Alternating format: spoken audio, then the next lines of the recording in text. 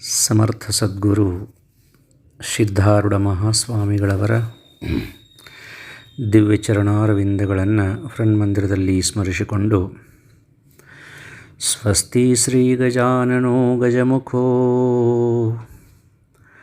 ಮೋರೇಶ್ವರ ಸಿದ್ಧಿದಃ ಬಲ್ಲಾಳಸ್ತು ವಿನಾಯಕಶ್ಚತ್ವತಮಡೇ ಚಿಂತಾಮಣಿ ಸ್ಥೇವರೇ ಲೇನಾದ್ರೌ ಗಿರಿಜಾತ್ಮಜ ಸುವರದೋ ವಿಘ್ನೇಶ್ವರಶ್ಚೋಜರೇ ಗ್ರಾಮೇ ರಾಂಜನ ಸಂಸ್ಥಿತೋ ಗಣಪತಿ ಕುರ್ಯಾತ್ ಸದಾ ಮಂಗಲಂ. ವಕ್ರತುಂಡ ಮಹಾಕಾಯ ಸೂರ್ಯಕೋಟಿ ಸಮಪ್ರಭಾ ನಿರ್ವಿಘ್ನಂ ಕುರ್ಮೇ ದೇವ ಸರ್ವಕಾರ್ಯೇಷು ಸರ್ವದಾ ಅಂಥೇಳಿ ನಮ್ಮ ಭಾರತ ದೇಶದೊಳಗೆ ವಿಶೇಷವಾಗಿ ಹಿಂದೂ ಸನಾತನ ಧರ್ಮದೊಳಗೆ ಮಹಾಗಣಪತಿಯನ್ನು ಮೊಟ್ಟ ಮೊದಲಿಗೆ ಸ್ಮರಣೆ ಮಾಡುವಂಥ ದಿವ್ಯವಾದ ಪರಂಪರೆ.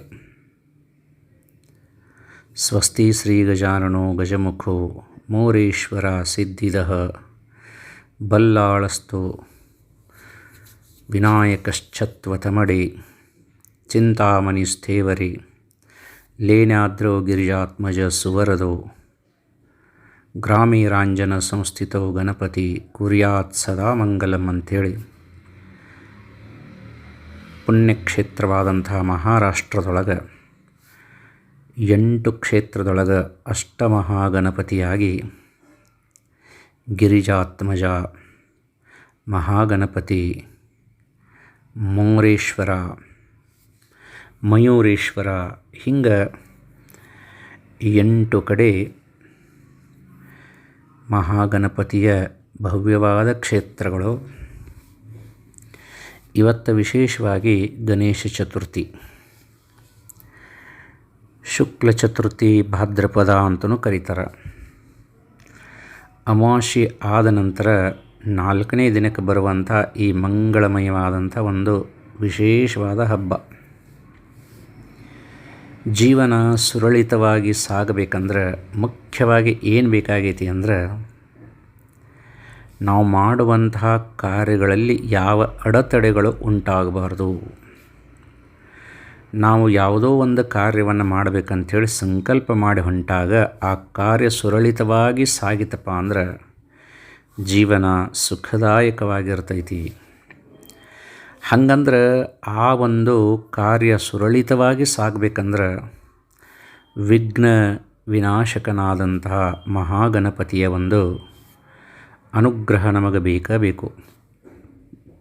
ಶುಕ್ಲಾಂಬರಧರಂ ವಿಷ್ಣುಂ ಶಶಿವರ್ಣಂ ಚತುರ್ಭುಜಂ ಪ್ರಸನ್ನವದನಂ ಧ್ಯಾಯೇತ್ ಸರ್ವವಿಘ್ನೋಪಶಾಂತಯೇ ಅಂತ ಹೇಳಿದ್ದಾರೆ. ಸರ್ವ ವಿಘ್ನಗಳನ್ನು ನಾಶ ಮಾಡಿ ಸಂಕಷ್ಟವನ್ನು ಹರಣ ಮಾಡಿ ನಮ್ಮೆಲ್ಲರಿಗೂ ಸಹಿತ ಸುಖ ಶಾಂತಿಯನ್ನು ಅನುಗ್ರಹಿಸುವಂತಹ ಮಹಾಗಣಪತಿಯನ್ನು ನಿತ್ಯವೂ ನಾವು ಸ್ಮರಿಸಬೇಕು. ಒಂದು ವಿಶೇಷ ಅಂದರೆ ಯಾವ ಜಾತಿ ಮತ ಪಂಥ ದೇಶ ಕ್ಷೇತ್ರ ಅನ್ನುವಂತಹ ಭೇದ ಭಾವ ಇರಲಾರ್ದಂಗೆ ಪೂಜೆಗೊಳ್ಳುವಂತಹ ದೇವರು ಅಂದ್ರೆ ಮಹಾಗಣಪತಿ. ಎಲ್ಲ ಧರ್ಮೀಯರೂ ಸಹಿತ ವಿಶೇಷವಾಗಿ ಈ ಮಹಾಗಣಪತಿಯನ್ನು ಪೂಜೆ ಮಾಡುವುದನ್ನು, ಎಲ್ಲ ದೇಶಗಳಲ್ಲಿಯೂ ಸಹಿತ ಈ ಮಹಾಗಣಪತಿಯ ಅಸ್ತಿತ್ವ ಇರೋದನ್ನು ನಾವಿಲ್ಲಿ ಮನವರಿಕೆ ಮಾಡಿಕೊಳ್ಳಬಹುದು. ಮಹಾಗಣಪತಿ ಶಕ್ತಿಯ ಒಂದು ಪ್ರತೀಕ, ಮಹಾಗಣಪತಿ ಪ್ರಕೃತಿಯ ಒಂದು ಪ್ರತೀಕ, ಶಕ್ತಿ ದೇವತೆಯಾದಂಥ ಪಾರ್ವತಿಯ ಒಂದು ಅಂಶದಿಂದ ಹುಟ್ಟಿದಂಥ ಕಾರಣಿಕ ದೇವರು. ಆ ಪಾರ್ವತಿಯ ಅಂಶೀಭೂತನಾದಂಥ ಆ ವಿನಾಯಕನಿಗೆ ಗಜದ ಮುಖವನ್ನು ತಂದು ಹಚ್ಚಿದಂಥ ಪರಮೇಶ್ವರ. ಇಲ್ಲಿ ಸ್ಪಷ್ಟವಾಗಿ ತಿಳ್ಕೋಬೇಕು, ಆ ಮಹಾಗಣಪತಿಯ ದೇಹ ಏನೈತಿ ದಡ ಅದು ಪಾರ್ವತಿ ಆದರೆ ಆ ಮಹಾಗಣಪತಿಯ ಮುಖ ಆ ಪರಮೇಶ್ವರಂದು ಅಂದರೆ ಶಕ್ತಿ ಮತ್ತು ಪ್ರಕೃತಿ ಎರಡರ ಸಂಗಮನ ಈ ಮಹಾಗಣಪತಿ. ಅದಕ್ಕಾಗಿ ಮಹಾಗಣಪತಿ ದೊಡ್ಡ ಕಿವಿ ಹೊಂದಿದಾನೆ. ಅಂದ್ರೆ ಇನ್ನೊಬ್ಬರು ಹೇಳುವಂತಹ ಒಳ್ಳೆಯ ಮಾತುಗಳನ್ನು ಏಕಾಗ್ರತೆಯಿಂದ ಕೇಳ್ರಿ ಅಂತ. ದೊಡ್ಡ ಮುಖ ಹೊಂದಿದಾನೆ, ಎಲ್ಲ ಜ್ಞಾನಗಳನ್ನೂ ಸಂಪಾದಿಸ್ಕೊಳ್ರಿಪ್ಪ ಅಂತ ಹೇಳಿಕಾರ. ಸಣ್ಣ ಕಣ್ಣುಗಳು, ಎಲ್ಲವನ್ನೂ ಸೂಕ್ಷ್ಮ ದೃಷ್ಟಿಯಿಂದ ನೀವು ವೀಕ್ಷಿಸ್ರಿಪ ಅಂತ. ಮೂಷಕ ವಾಹನನಾಗಿದ್ದಾನ, ಇಲಿಯನ್ನು ತನ್ನ ವಾಹನ ಮಾಡ್ಕೊಂಡಿದ್ದಾನ. ನಿರಹಂಕಾರಿಗಳಾಗ್ರಿಪ, ಅಹಂಕಾರರಹಿತರಾಗ್ರಿ ಅಂತ. ದೊಡ್ಡ ಹೊಟ್ಟೆ ಐತಿ, ಎಲ್ಲವನ್ನೂ ಸಂಭಾಳಿಸುವಂತಹ ಒಂದು ಗುಣ ನಿಮ್ಮೊಳಗೆ ಬರಬೇಕು. ಯಾರನ್ನೂ ದ್ವೇಷ ಮಾಡಬಾರ್ದು, ಎಲ್ಲರೂ ನಮ್ಮವರು ಅಂತ ತಿಳ್ಕೊಬೇಕಂದ್ರೆ ನಮ್ಮ ಮನಸ್ಸು ಬಹಳ ದೊಡ್ಡದಿರ್ಬೇಕು ರೀ. ಹಂಗೆ ಸಾಧ್ಯ ಇಲ್ಲ. ಅದಕ್ಕಾಗಿ ಮಹಾಗಣಪತಿ ಎಷ್ಟೊಂದು ಉಪದೇಶಗಳನ್ನು ನಮಗೆ ಮಾಡ್ತಾನೆ. ನಮ್ಮ ಜೀವನದೊಳಗೆ ಯಾವ ಯಾವ ದಾರಿದೀಪಗಳನ್ನು ತೋರಿಸಿದಾನ. ಷಣ್ಮುಖ ಬಂದು ನನ್ನನ್ನು ಲಗ್ನ ಮಾಡಿರಿ ಅಂತ ಕೇಳಿದಾಗ ನಿಮ್ಮನ್ನಿಬ್ಬರನ್ನೂ ಲಗ್ನ ಮಾಡ್ತೀವಿ. ಮೊದಲು ಯಾರು ಭೂಮಂಡಲವನ್ನು ಪ್ರದಕ್ಷಿಣೆ ಹಾಕಿ ಬರ್ತಾರೆ ಅವರಿಗೆ ಲಗ್ನ ಮಾಡ್ತೀವಿ ಅಂತ ಪಾರ್ವತಿ ಪರಮೇಶ್ವರರು ಹೇಳ್ತಾರೆ. ಆವಾಗ ಷಣ್ಮುಖ ಏನು ಮಾಡಿದ ಅಂತಂದ್ರೆ ತನ್ನ ವಾಹನವಾದಂಥ ನವಿಲನ್ನು ಏರಿ ಭೂಮಂಡಲವನ್ನು ಪ್ರದಕ್ಷಿಣೆ ಮಾಡೋಕ್ಕೆ ಹೋದ. ಮಹಾಗಣಪತಿ ಮಾತ್ರ ತಂದೆ ತಾಯಿಗಳ ಹತ್ರನ ನಿಶ್ಚಿಂತನಾಗಿ ಕುಳಿತ. ಇದೆಲ್ಲ ನಮಗೆ ಗೊತ್ತೈತಿ. ಶರಣು ಶಂಕರ ಮಲ್ಲಿಕಾರ್ಜುನ ಕ್ರೌಂಚಗಿರಿಯ ಜ್ಯೋತಿರ್ಲಿಂಗದ ಶ್ರೀಶೈಲ ಮಲ್ಲಿಕಾರ್ಜುನ ಗಣಪನನುಜ ಸುಬ್ರಹ್ಮಣ್ಯನು ಅನ್ನನೊಡನೆ ವಿಶ್ವಸುತ್ತಲು ಪಂಥ ಕಟ್ಟಿದನು. ಅವನು ವಿಶ್ವವ ಸುತ್ತಿ ಬಂದರು ಶಿವ ಉಮೆಯರ ಸುತ್ತಿದ ಗಣಪ ವಿಜಯಾದನು. ಶರಣು ಶಂಕರ ಮಲ್ಲಿಕಾರ್ಜುನ ಕ್ರೌಂಚಗಿರಿಯ ಜ್ಯೋತಿರ್ಲಿಂಗದ ಶ್ರೀಶೈಲ ಮಲ್ಲಿಕಾರ್ಜುನ. ದೇವಋಷಿ ನಾರದರ ವಾಣಿಯ ಕೇಳಿ ಖಿನ್ನಗೊಂಡ ಸ್ಕಂದನು ಕ್ರೌಂಚಗಿರಿಯನು ಏರವನು ಮರೆಯಾದನು. ಶಿವನು ತನ್ನ ಕಾಂತಿ ಬೀರಿ ಸುತನ ಕಂಡನು. ಶರಣು ಶಂಕರ ಮಲ್ಲಿಕಾರ್ಜುನ ಕ್ರೌಂಚಗಿರಿಯ ಜ್ಯೋತಿರ್ಲಿಂಗದ ಶ್ರೀಶೈಲ ಮಲ್ಲಿಕಾರ್ಜುನ. ಈಶ್ವರನು ಅಂದು ನೆಲೆಸಿದ ಕ್ರೌಂಚ ಪರ್ವತವೇ ಇಂದಿನ ಅಂದದ ಶ್ರೀಶೈಲವೇ. ಶೈಲಜಪ್ರಿಯ ಮಲ್ಲಿಕಾರ್ಜುನನೇ ಕಾಣದೆ ಭಕ್ತರಿಗೆ ಶಾಂತಿಯನ್ನು ಕೊಡುವ ಭಕ್ತಿಧಾಮವೇ. ಶರಣು ಶಂಕರ ಮಲ್ಲಿಕಾರ್ಜುನ ಕ್ರೌಂಚಗಿರಿಯ ಜ್ಯೋತಿರ್ಲಿಂಗದ ಶ್ರೀಶೈಲ ಮಲ್ಲಿಕಾರ್ಜುನ. ದ್ವಾದಶ ಜ್ಯೋತಿರ್ಲಿಂಗಗಳಲ್ಲಿ ಎರಡನೆಯ ಜ್ಯೋತಿರ್ಲಿಂಗ ಪುಣ್ಯಕ್ಷೇತ್ರವಾದಂಥ ಶ್ರೀಶೈಲ ಮಲ್ಲಿಕಾರ್ಜುನ. ಹಂಗಂದ್ರೆ ಆ ಮಲ್ಲಿಕಾರ್ಜುನ ಶ್ರೀಶೈಲಕ್ಕೆ ಯಾಕೆ ಬಂದ ಅಂಥೇಳಿ ನಾವು ಇತಿಹಾಸವನ್ನು ತೆಗೆದು ನೋಡಿದಾಗ ಗೊತ್ತಾಗ್ತೈತಿ. ಏನಂದ್ರೆ ಷಣ್ಮುಖ ಮತ್ತು ಇವರಿಬ್ಬರ ನಡುವೆ ಪಂಥ ನಡೀತೈತಿ. ಪಂಥ ಕಟ್ಟತನ ಲಘುನು ಯಾರು ಸುತ್ತಿ ಬರ್ತಾರಂಥೇಳಿ ಅವ ಅರ್ಧದ ಮೇಲೆ ಬ್ರಹ್ಮಾಂಡವನ್ನು ಸುತ್ತಿ ಮುಗಿಸಿರ್ತಾನೆ. ಅಷ್ಟೊತ್ತಿಗಾಗಲೇ ಮಹಾಗಣಪತಿ ಏನು ಮಾಡ್ತಾನಂದ್ರೆ ತನ್ನ ತಂದೆ ತಾಯಿಗಳ 3 ಪ್ರದಕ್ಷಿಣೆಯನ್ನು ಹಾಕಿ ನನ್ನ ಬ್ರಹ್ಮಾಂಡ ಪ್ರದಕ್ಷಿಣೆ ಮುಗೀತು ಅಂತ ಸಾಷ್ಟಾಂಗವೆರಗಿ ಬಿಡ್ತಾನೆ. ಈ ಸುದ್ದಿಯನ್ನು ನಾರದ ಮಹರ್ಷಿಗಳು ಹೋಗಿ ಷಣ್ಮುಖ ದೇವರಿಗೆ ಹೇಳ್ತಾರೆ. ನಿನ್ನ ಸಹೋದರನಾದಂಥ ಮಹಾಗಣಪತಿ ವಿಜಯಿಯಾದ ಅಂತ ಹೇಳ್ತಾರೆ. ಆವಾಗ ಸಿಟ್ಟ ಬಂದು ಷಣ್ಮುಖ ಏನು ಮಾಡ್ತಾನಂದ್ರೆ ಈಗ ಇರುವಂತಹ ಶ್ರೀಶೈಲ ಕ್ಷೇತ್ರ ಕ್ರೌಂಚಗಿರಿ ಅಲ್ಲಿ ಬಂದವ ಸಿಟ್ಟಾಗಿ ತಂದೆ ತಾಯಿಗಳ ಮೇಲೆ ಸಿಟ್ಟಾಗಿ ಅಡಿಕ್ಕೊಂಡು ಬಿಡ್ತಾನೆ. ಆವಾಗ ಪರಮೇಶ್ವರ ಮತ್ತೆ ಏನು ಮಾಡ್ತಾನಂದ್ರೆ ಆ ಸಿಟ್ಟಾದಂಥ ಮಗನನ್ನು ಹುಡುಕೋತ ಭೂಮಿಗೆ ಬಂದ.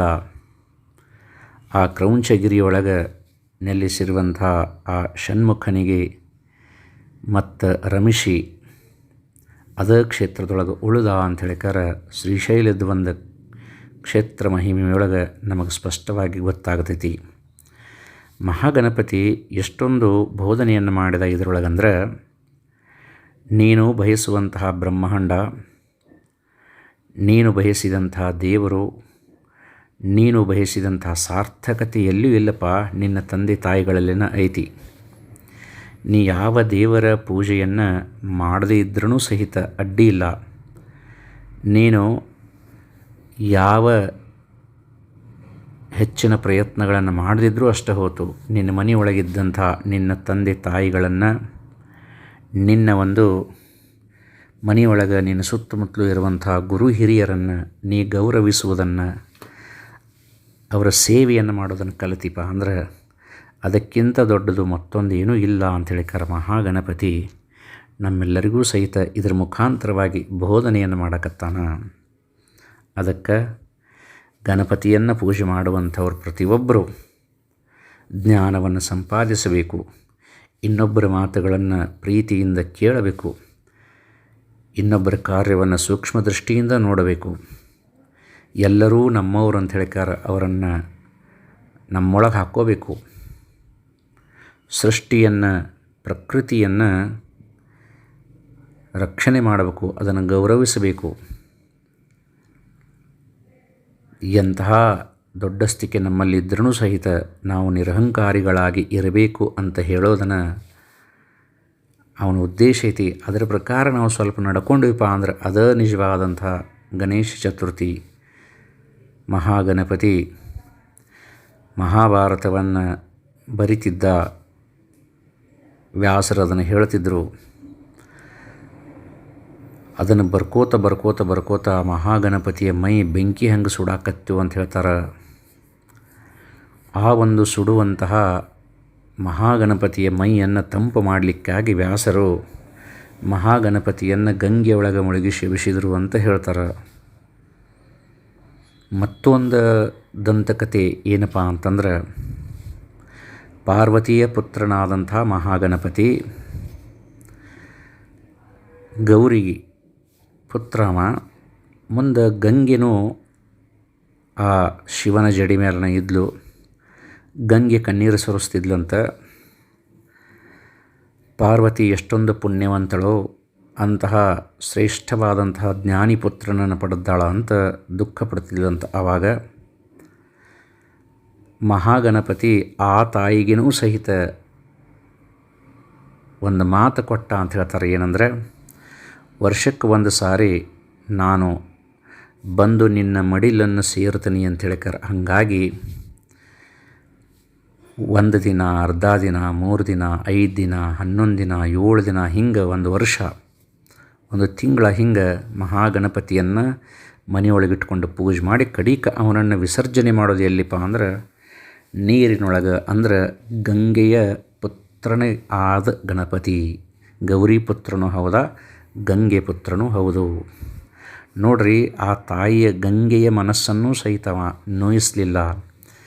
ಅಂದ್ರೆ ಮಹಾಗಣಪತಿಯ ಮುಖ್ಯ ಉದ್ದೇಶ ಏನೈತೆ ಅಂದ್ರೆ, ನಿಮ್ಮ ಜೊತೆಗಿರುವಂಥ ಯಾರ ಮನಸ್ಸನ್ನು ನೀವು ನೋಯಿಸಬೇಡ್ರಿ ಅಂತ ಹೇಳೋದನ್ನು ಆ ಮಹಾಗಣಪತಿಯ ಮುಖ್ಯ ಉದ್ದೇಶ ಐತೆ. ಅದಕ್ಕಾಗಿ ಪುಣೆ ಒಳಗಿರುವಂಥ ದಗಡು ಶೇಟ್ ಮಹಾಗಣಪತಿ, ಆ ದಗಡು ಶೇಟ್ ಅನ್ನುವಂತಹ ಪುಣ್ಯಾತ್ಮರು, ಅವ್ರದ್ದು ಮಿಠಾಯಿ ಅಂಗಡಿತ್ತು, ದಾನ ಧರ್ಮ ಭಾಳ ಮಾಡ್ತಿದ್ರು. ಪುಣೆ ಒಳಗೆ ಒಂದು ಸಾರಿ ಪ್ಲೇಗ್ ಬಂತು. ಆ ಪ್ಲೇಗ್ನೊಳಗೆ ಅವ್ರ ಒಬ್ಬ ಮಗ ಇದ್ದ, ಅವನು ಸತ್ತು ಹೋದ. ಆವಾಗ ಆ ದಗಡು ಶೇಟ್ ದಂಪತಿಗಳು ದುಃಖ ಪಡ್ತಿದ್ರು.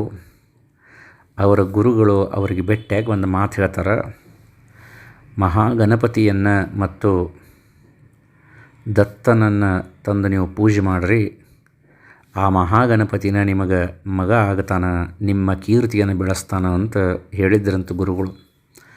ಆವಾಗ 100 ವರ್ಷದ ಹಿಂದೆ ಆ ದಗಡು ಶೇಟ್ ದಂಪತಿಗಳು ಒಂದು ಸುಂದರವಾದಂಥ ಗಣಪತಿಯನ್ನು ತಂದು ತಮ್ಮ ಮನೆಯೊಳಗಿಟ್ಟು ಪೂಜೆ ಮಾಡಿದರು. ಇವತ್ತು ಜಗತ್ವಿಖ್ಯಾತವಾದಂಥ ಮಹಾಗಣಪತಿ, ಆ ಮಹಾಗಣಪತಿ ಹೆಸರು ದಗಡು ಶೇಟ. ಅಂದ್ರೆ ಯಾರು ತನ್ನನ್ನು ಆರಾಧನೆ ಮಾಡಿದರೋ, ಯಾರು ತನ್ನ ಮೇಲೆ ವಿಶ್ವಾಸವನ್ನು ಇಟ್ಟರೋ ಅವರ ಹೆಸರನ್ನು ಜಗತ್ತಿನೊಳಗೆ ಪ್ರಖ್ಯಾತಗೊಳಿಸಿದಂಥ ದೇವರು ಆ ಮಹಾಗಣಪತಿ. ಅದಕ್ಕಾಗಿ ನಿಮ್ಮ ಮಗನಾಗಿ, ನಿಮ್ಮ ತಮ್ಮನಾಗಿ, ನಿಮ್ಮ ದೇವರಾಗಿ ಬರುವಂತಹ ದೇವರು ಆ ಮಹಾಗಣಪತಿ. ಮಹಾಗಣಪತಿಯನ್ನು ನಾವು ಗೌರವಿಸುವುದಂದ್ರೆ ಅವ ಹೇಳಿದಂತಹ ಕೆಲವು ತತ್ವಬೋಧೆಗಳನ್ನು ನಮ್ಮ ಜೀವನದೊಳಗೆ ಅಳವಡಿಸಿಕೊಳ್ಳೋದೈತಿ. ಅದಕ್ಕೆ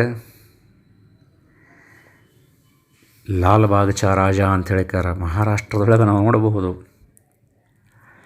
ಆ ಲಾಲ್ಬಾಗದ ರಾಜ ಅಂದ್ರೆ ಅಲ್ಲಿ ಮೀನುಗಾರರಿದ್ದರು. 100 ವರ್ಷದ ಹಿಂದೆ ಮೀನುಗಾರರು ವಾಸ ಮಾಡುವಂತಹ ಸ್ಥಳ. ಅವರಿಗೆ ಒಂದು ಮಾರುಕಟ್ಟೆ ಅನ್ನೋದು ಅವ್ರ ಹೆಸರಿನ ಮೇಲನ್ನು ಸರ್ಕಾರದಿಂದ ಯಾವುದೂ ಇರೋಕ್ಕಿಲ್ಲ. ಆವಾಗ ಗಣೇಶ ಚತುರ್ಥಿ ಬಂದಿತ್ತು. ಆ ಮೀನುಗಾರರೆಲ್ಲರೂ ಕೂಡಿಸಿ ಒಂದು ಕ್ಷೇತ್ರದೊಳಗೆ ಒಂದು ಗಣಪತಿಯನ್ನು ಸ್ಥಾಪನೆ ಮಾಡಿ ಅಲ್ಲಿ ಸಂಕಲ್ಪ ಮಾಡಿದರು. ಏನಂದರೆ, ನಿನ್ನ ಒಂದು ಅನುಗ್ರಹದಿಂದ ಈ ಒಂದು ಮುಂಬೈ ನಗರದಲ್ಲಿ ನಮ್ಮದೇ ಆದಂಥ ಒಂದು ಮಾರುಕಟ್ಟೆ ಈ ಒಂದು ಮುಂಬೈ ನಗರದೊಳಗೆ ನಮಗೆ ಸರ್ಕಾರದಿಂದ ಸಿಗಬೇಕು ಅಂತ ಸಂಕಲ್ಪ ಮಾಡಿ ಆ ಮಹಾಗಣಪತಿಯನ್ನು ಪೂಜೆ ಮಾಡಿದರು. ಆವಾಗ ಆ ಮಹಾಗಣಪತಿಯ ಕೃಪೆಯಿಂದ ಆ ಮುಂಬೈ ನಗರದ ಮಹಾಪಾಲಿಕೆಯವರು, ಆವಾಗ ಸರ್ಕಾರದವರು ಏನು ಮಾಡಿದರು ಅಂದ್ರೆ, ಆ ಕ್ಷೇತ್ರವನ್ನು ಮೀನುಗಾರರಿಗಾಗಿ ಮೀಸಲಾಗಿಟ್ಟು ಅವರ ಒಂದು ಸಮಾಜಕ್ಕೆ ಅದನ್ನು ಕೊಟ್ಟರು. ಅದಕ್ಕಾಗಿ ನವಸಾಚ ಪಾವನಾರ ಗಣಪತಿ ಅಂತ ಆ ಲಾಲ್ಬಾಗ್ ರಾಜನನ್ನು ಕರೆದರು. ಏನು ಬೇಡಿದ್ದನ್ನು ಕೊಡ್ತಾನೆ ಅಂತೇಳಿ ತಿಳಿದು, ಲಾಲ್ಬಾಗ್ ಅಂತಂದ್ರೆ ಆ ಒಂದು ಮೀನುಗಾರ ಕೋಳಿ ಜನಾಂಗ ಅಂತ ಕರೀತಾರೆ. ಅವರು ಇರುವಂತಹ ಜಾಗ ನೋಡ್ರಿ. ಆ ಮಹಾಗಣಪತಿಯನ್ನು ನೀವು ಯಾವ್ಯಾವ ರೂಪದಿಂದ ಏನೇನು ಆರಾಧನೆ ಮಾಡ್ತಿರೋ ಆ ರೂಪದೊಳಗೆ ನಿಮ್ಮ ಜೊತೆನೇ ಇರ್ತಾನೆ, ನಮ್ಮ ಜೊತೆನೇ ಇರ್ತಾನೆ. ಮಹಾಗಣಪತಿಯನ್ನು ನಂಬೋನು, ಅವ ಹೇಳಿದಂಥ ದಾರಿ ತೋರಿದಂಥ ಸನ್ಮಾರ್ಗದೊಳಗೆ ನಾವು ನಡೆಯೋನು ಅಂದ್ರೆ ನಮ್ಮ ಜೀವನ ಉದ್ಧಾರ ಆಗ್ತೈತಿ. ಬಸಲಿಂಗಮ್ಮ ಸಾನಿಕೊಪ್ಪ ಅವರು ಬಹಳ ಸುಂದರವಾಗಿ ಹೇಳ್ತಿದ್ರು. ಏನಂದರೆ, ಸಿದ್ಧಾರೂಢರ ಜೊತೆ ನಾ ಕನಿಷ್ಠ 35 ವರ್ಷ ಇದ್ದನಿಪ. ಅವರು ಹೇಳುವಂತಹ ಬೋಧನೆಗಳನ್ನು ಕೇಳ್ತಿದ್ದೆ. ಅವರು ಯಾವ ದೇವರನ್ನು, ಯಾವ ಧರ್ಮವನ್ನು, ಯಾವ ತತ್ವವನ್ನು ಒಂದು ದಿವಸವೂ ನಿಂದಿಸಲಿಲ್ಲ. ಎಲ್ಲವನ್ನೂ ಎತ್ತಿ ಕಟ್ಟಿದರು. ಸ್ವತಃ ಅವರಿದ್ದಾಗನ ಗಣಪತಿ ಪೂಜೆಯನ್ನು ಸಹಿತ ಅವರು ಮಾಡಿಸ್ತಿದ್ರು ಭಕ್ತರ ಕಡೆಯಿಂದ. ನೋಡಪ್ಪ, ಪ್ರತಿಯೊಂದು ದೇವರ, ಪ್ರತಿಯೊಂದು ಪದ್ಧತಿ, ಪ್ರತಿಯೊಂದು ಸಂಪ್ರದಾಯ ಒಂದೊಂದು ತತ್ವವನ್ನು ಹೇಳ್ತೈತಿಪ್ಪ. ಆ ತತ್ವವನ್ನು ತಿಳ್ಕೊಂಡು ಹಂಗೆ ನಡಿಬೇಕು ಅಂತ ಹೇಳಿಕಾರ ಸಿದ್ಧಾರೂಢರು ಹೇಳ್ತಿದ್ರು ಅಂಥೇಳಿ ಬಸಲಿಂಗಮ್ಮ ಸಾನಿಕೊಪ್ಪ ಅವರನ್ನು ನನಗೆ ಹೇಳ್ತಿದ್ರು. ಮತ್ತೊಂದು, ಈ ಒಂದು ಚಿತ್ರದಲ್ಲಿ ನಾ ತೋರಿಸಿರುವಂಥ ಒಂದು ಗಣಪತಿ, ಇದು ಕಿಟ್ಟದಿಂದ ಮಾಡಿದ್ದು ಅಂತ. ಕಿಟ್ಟ ಅಂದರೆ ಕಟ್ಟಿಗೆ ಕೆಚ್ಚಿನೊಳಗೆ ಮಾಡಿದಂಥ ಆ ಒಂದು ಮಹಾಗಣಪತಿ. ಇದು ಇವತ್ತಿನ ಮಠನೂ ಸಹಿತ ಗುರುನಾಥಾರೂಢರ ಜನ್ಮ ಕುಟುಂಬವಾದಂಥ ಉಜ್ಜನ್ನವರ ಮಣಿತನ. ಆ ಉಜ್ಜನ್ನವರ ಮನೆಯೊಳಗೆ ಇವತ್ತಿನ ಮಠನೂ ಸಹಿತ ಈ ಮಹಾಗಣಪತಿಯ ಒಂದು ಮೂರ್ತಿ ಐತಿ. ಇದು ಸ್ವತಃ ಸಿದ್ಧಾರೂಢರು ಇದ್ದ 10 ವರ್ಷ ಮೊದಲನ ಅಂದ್ರೆ 1918-19 ಈ ಮೂರ್ತಿಯನ್ನು ತಯಾರಿಸಿದರು. ಸ್ವತಃ ಸಿದ್ಧಾರೂಢರು ಈ ಮೂರ್ತಿಯನ್ನು ಸ್ಪರ್ಶ ಮಾಡಿ ಇದರ ಒಂದು ಗುಣಗಾನವನ್ನು ಮಾಡಿದ್ರು ಅಂತ ಹೇಳಿಕಾರ ಆ ಮನೆಯ ಹಿರಿಯರಾದಂತಹ ಪೂಜ್ಯ ಗೀತಮ್ಮನವರು, ತಾಯಿ ಗೀತಮ್ಮನವರು ಬಹಳ ವಿಶೇಷವಾಗಿ ನನಗೆ ಹೇಳಿದರು. ಅದಕ್ಕಾಗಿ ನಾವು ಎಲ್ಲಿದ್ದರೂ ಸಹಿತ ಈ ಸುಂದರವಾದಂಥ ಮಹಾಗಣಪತಿಯ ರೂಪವನ್ನು ನೋಡೋಣ. ಸಿದ್ಧಾರೂಢರು ಸ್ಪರ್ಶ ಮಾಡಿ, ಸಿದ್ಧಾರೂಢರ ಒಂದು ಕಾಲದೊಳಗೆ ಅಸ್ತಿತ್ವಕ್ಕೆ ಬಂದಂಥ ಈ ಮಹಾಗಣಪತಿಯನ್ನು ನಾವು ಎಲ್ಲಿದ್ದಲ್ಲಿಂದ ದರ್ಶನ ಮಾಡಿಕೊಳ್ಳೋಣ, ಅವನ ಸ್ಮರಣೆಯನ್ನು ಮಾಡೋಣ. ನಮ್ಮ ಸಂಕಷ್ಟಗಳನ್ನು ಹರಣ ಮಾಡಪ್ಪ, ನಿನ್ನ ಕರುಣಾದೃಷ್ಟಿ ಸದಾಕಾಲ ನಮ್ಮ ಮೇಲಿರಲಿಪ್ಪ, ಎಲ್ಲ ವಿಘ್ನಗಳನ್ನು ನಿವಾರಣೆ ಮಾಡಪ್ಪ ಅಂತ ಹೇಳಿಕಾರ ಆ ಮಹಾಗಣಪತಿ ಹಂತಿಕ ವಿಶೇಷವಾದ ಪ್ರಾರ್ಥನೆಯನ್ನು ಮಾಡೋಣ. ಸದ್ಗುರು ಸಿದ್ಧಾರೂಢರ ಕೃಪಾದೃಷ್ಟಿ ನಮಗೆ ಸದಾಕಾಲ ಇರಬೇಕು. ಇಡಗುಂಜಿ ಒಳಗನೂ ಸಹಿತ ಒಬ್ಬ ಮಹಾಮುನಿಯ ಒಂದು ಅಪೇಕ್ಷೆಯ ಮೇರೆಗೆ ಮಹಾಗಣಪತಿ ಬಂದು ನೆಲೆಸಿದ. ಗಂಟಿ ಗಣಪ ಕರ್ನಾಟಕದಲ್ಲಿ ನೆಲೆಸಿದ. ಗೋಕರ್ಣದೊಳಗೆ ಪರಮೇಶ್ವರನ ಆತ್ಮಲಿಂಗ ಸ್ಥಾಪಿತಗೊಳ್ಳಲಿಕ್ಕೆ ಮೂಲ ಕಾರಣೀಭೂತನಾಗಿ ಒಬ್ಬ ದನ ಕಾಯುವ ಹುಡುಗನಾಗಿ ರಾವಣನ ಕೈ ಸೇರಿದಂಥ ಆ ಆತ್ಮಲಿಂಗವನ್ನು ಭಾರತ ದೇಶದಲ್ಲಿನ ಸ್ಥಾಪಿತಗೊಳಿಸಿದಂಥ ಪುಣ್ಯಾತ್ಮ ಆ ಮಹಾಗಣಪತಿ.